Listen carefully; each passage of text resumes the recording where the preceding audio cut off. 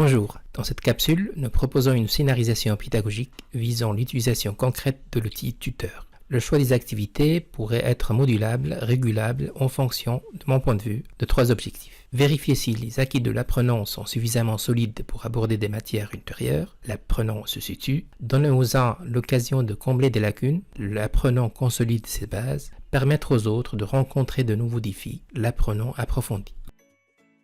J'ai opté pour le thème technique de dérivation. Maple utilise le terme de différenciation en référence au calcul différentiel. Mon exemple avec 5 fonctions de différents types, avec des variables différentes, a, x, m, t et z.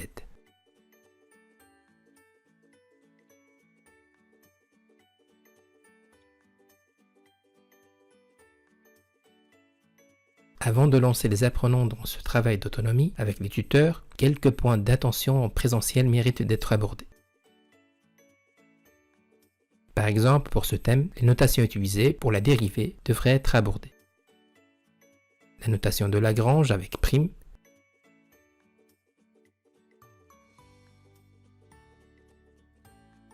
la notation de Leibniz avec d, utilisée dans les tuteurs, la notation de Newton avec le point. Un petit rappel historique pourrait y être une porte d'entrée intéressante. Plus intéressant encore est de voir que les différentes notations cohabitent parfaitement dans l'univers Maple. L'exemple suivant, avec la fonction assignée f 3x², illustre cette richesse de l'environnement.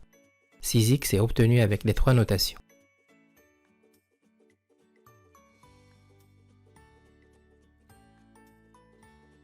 Le passage à des dérivations d'ordre supérieur garde le même esprit.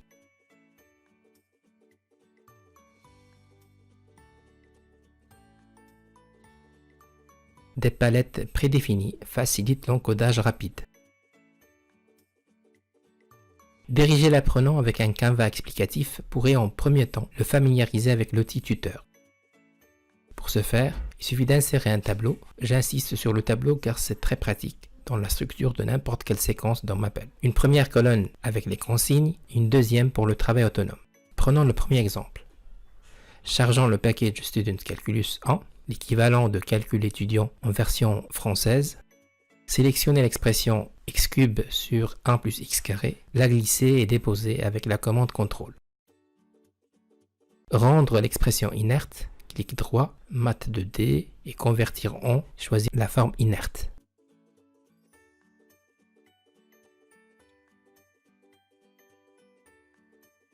Puis, cherchez le tuteur méthode de différenciation via le package Calcul étudiant.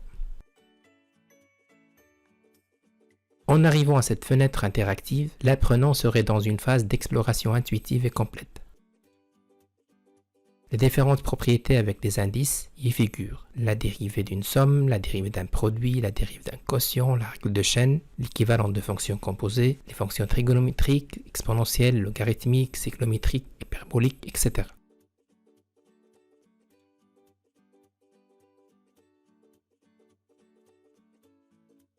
Avec possibilité d'afficher le développement sur la feuille de calcul à n'importe quel moment.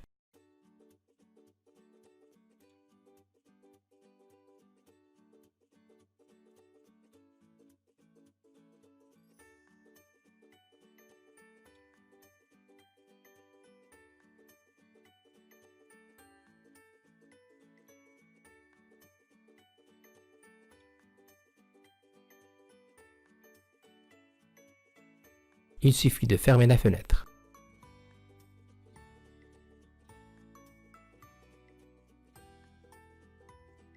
Nous pourrons prolonger le travail, par exemple, factoriser le résultat obtenu.